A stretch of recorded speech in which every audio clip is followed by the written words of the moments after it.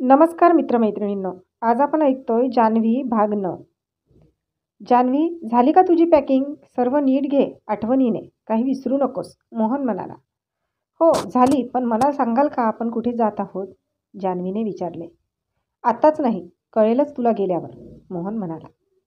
मी नाही येणार मग, जा तुम्ही एकटेच. जान्हवी. मी एकटा जाऊन काय करू? ते मी काय सांगणार? ए जानू, सरप्राईज आहे ना ते, तुला विश्वास नाही का माझ्यावर? मोहन म्हणाला. आहे ना, पण मला तिथे गेल्यावर ऑकवर्ड वाटायला नको ना. त्यासाठी आधीच माहिती असलेलं बरं. माझी अजूनपर्यंत जास्त ओळख नाही झाली ना इकडल्या नातेवाईकांशी, जान्हवी म्हणाली. अशा नातेवाईकांकडे जातोय जिथे तुला अजिबात ऑकवर्ड वाटणार नाही आणि भरभरून प्रेम पण मिळेल, मोहन मिश्किलपणे बघत म्हणाला. तिने लाजून आपली नजर खाली घेतली. तरी पण सांगा ना. जान्हवीच्या आवाजात आग्रह दिसत होता. जान्हवी, जिद्द नाही करायची, मोहन म्हणाला तसा तिने आपला चेहरा पाडला. नको ना नाराज होऊ, प्लीज, माझ्यासाठी. त्याची ती रोखून बघणारी नजर. काहीतरी होते त्यात. त्याने काहीतरी विचार करूनच सांगण्याचे टाळले हेही तिला लक्षात आले. ठीक आहे, तुम्ही म्हणाल तसं, जान्हवी असे म्हणत आपली पॅकिंग करायला लागली. सगळं अगदी आठवणीने घेत होती. मोहनने तिला साड्या घ्यायला मनाई केली होती म्हणून तिने फक्त ड्रेस घेतले होते. दुसऱ्या दिवशी पहाटे उठून दोघांनीही आपले आवरले. आईबाबांच्या पाया पडून दोघेही निघाले. मोहनने जान्हवीला मुद्दाम होऊन ड्रेस घालायला लावलेला. मेकअप शिवाय ही छान दिसत होती जान्हवी. लग्नानंतर पहिल्यांदाच दोघे असे बाहेर जात होते. तिला मात्र जरासं अवघडल्यासारखं वाटत होतं. पहिल्यांदा अशी ड्रेस घालून ती घरातून बाहेर पडत होती. पण मोहनची इच्छा होती म्हणजे ऐकावेच लागणार होते. मोहनने गाडीचा दरवाजा उघडला तशी ती आत जाऊन बसली. आईबाबांना नजरेआड होईपर्यंत हात हलवून बाय करत होती. मोहन मात्र तिच्या या कृतीवर हसत होता. गाडीत रोमॅन्टिक गाणं सुरू होतं. मोहनने स्पेशल फरमाईश म्हणून हे गाणं लावायला लावलेलं. दोघांची नजरानजर झाली तशी जान्हवीने नजर लाजून दुसरीकडे वळवली. देखा हजारों दफा आपको, फिर बेकरारी कैसी है, संभाले संभलता नहीं ये दिल, कुछ आप में बात ऐसी है. मोहनने जान्हवीचा हात हातात घट्ट धरून ठेवला होता आणि तिने आपली मान त्याच्या खांद्यावर टाकली होती.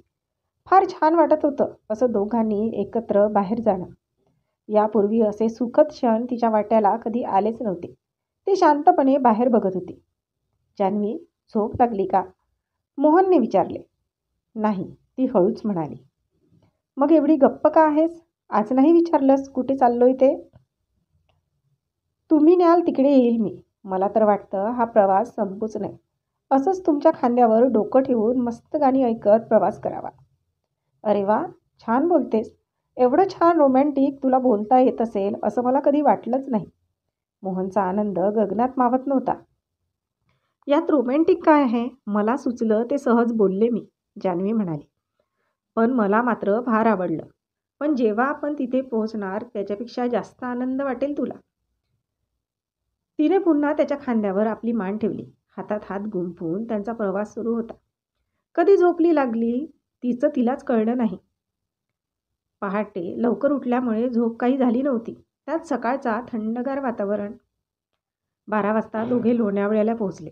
जान्हवीचा डोळा लागलेला, त्यामुळे तिला गाडी थांबली ते पण कळले नाही. मोहनने तिला जागे केले. तशी ती गाडीतून उतरली.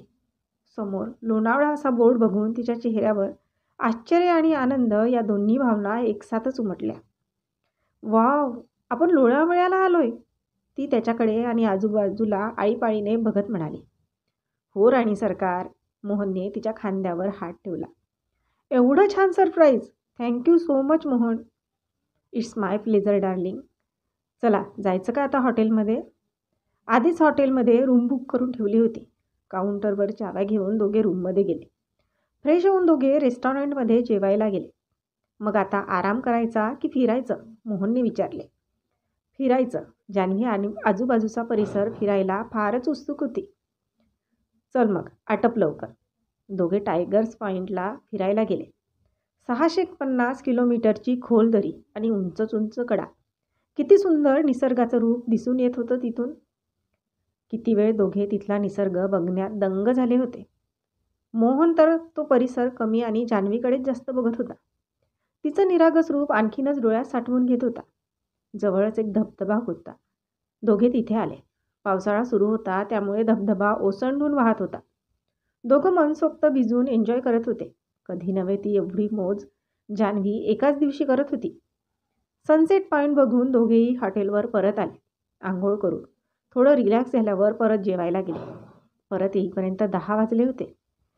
काय मग, आवडलं ना सरप्राईज? मोहन तिच्या डोळ्यात खोलवर बघत म्हणाला. हो, तिनेही मान हलवत होकार दिला. आणखी उद्या एक सरप्राईज मिळणार आहे. मोहन तिच्याकडे बघून गालात हसत म्हणाला. खरंच? जान्हवी आश्चर्याने म्हणाली. तिच्यासाठी हे सरप्राईज म्हणजे खूप खूप आश्चर्य होतं. हो, आता जरा आमच्याकडे पण बघा. निसर्ग बघून झाला असेल तर? मोहन म्हणाला. नाही, आता झोप आली मला. जान्हवी आळसावलेल्या आवाजात म्हणाली.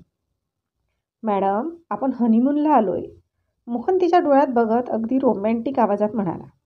त्याने आपली नजर तिच्यावर रोखून धरली होती आणि ती लाजून त्याच्या मिठीत शिरली. आता त्यांचा प्रेमाचा डाव रंगणार होता. जान्हवी, उठ बरं, बघ किती वाजले. मोहन कधीचा उठला होता, पण जान्हवी मात्र अजूनही झोपलेली. घरी तिला बरीच कामं असतात म्हणून त्यानेही तिला निवांत झोपू दिले. बापरे, एवढा कसा उशीर झाला उठायला? आपण सनराईज बघायला जाणार होतो ना?